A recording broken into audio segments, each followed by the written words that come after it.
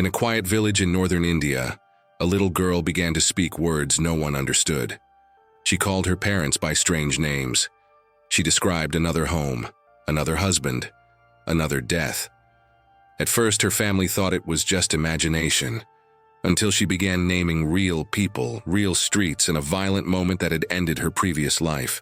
And when investigators traveled hundreds of miles to the village she spoke of, every detail she described was true. This isn't a ghost story.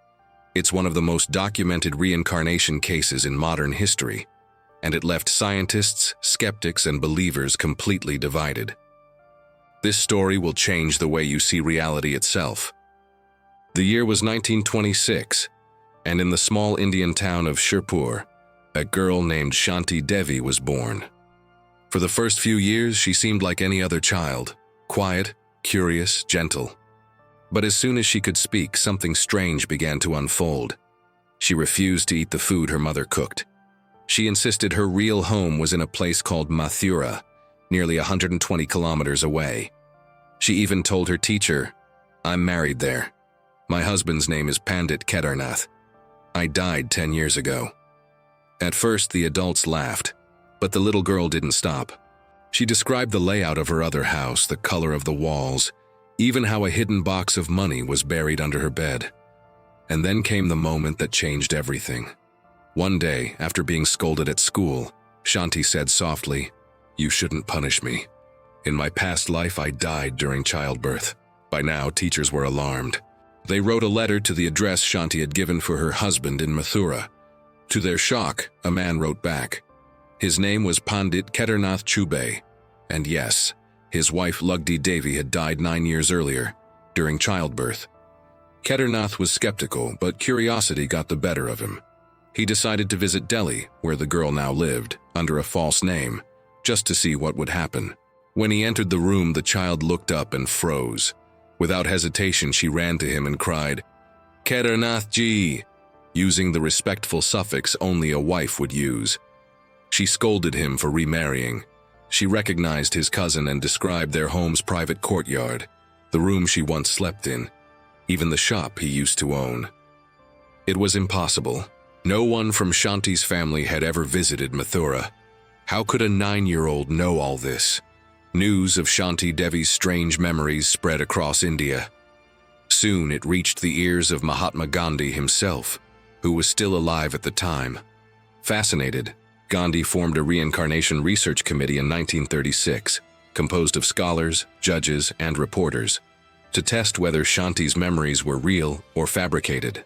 They arranged for Shanti to travel to Mathura, but they didn't tell her which route they would take, or where exactly they were going. Sound, train whistle, rhythmic clatter of wheels. As the train approached the city, the girl suddenly said, "We are near Mathura now." She pointed out roads and temples before they were visible. And when they arrived at a particular neighborhood, she jumped from the carriage, insisting she knew the way home.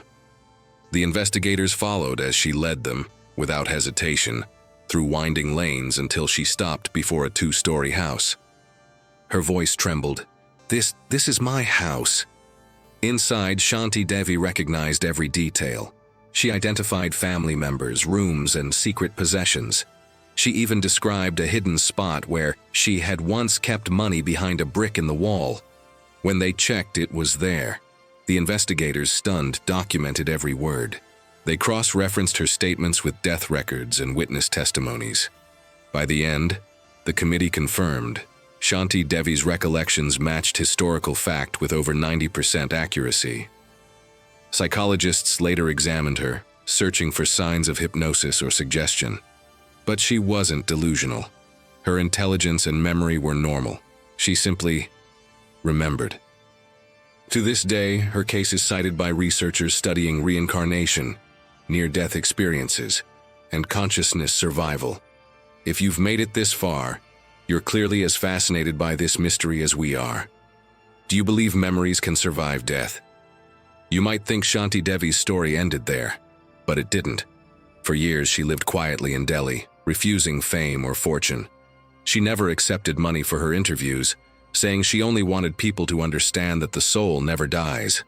In her later years, she was re-examined by modern researchers. A Swedish psychiatrist named Dr. Ian Stevenson, who spent decades studying reincarnation cases worldwide, reviewed her story. He found over 3,000 other children with similar experiences, yet none as precise or well-documented as Shanti Devi's. Her memories never changed. She could still describe Mathura in detail even as an adult, though she hadn't visited since she was a child. And perhaps the most haunting twist, before her death in 1987, she told her caretaker, "When I return again, you'll know. You'll see me in your dreams first." No one ever confirmed if she did. We live in a world obsessed with proof, yet some stories refuse to fit into science's boundaries. Maybe Shanti Devi was a child with an extraordinary memory. Or maybe she was living proof that consciousness continues beyond death.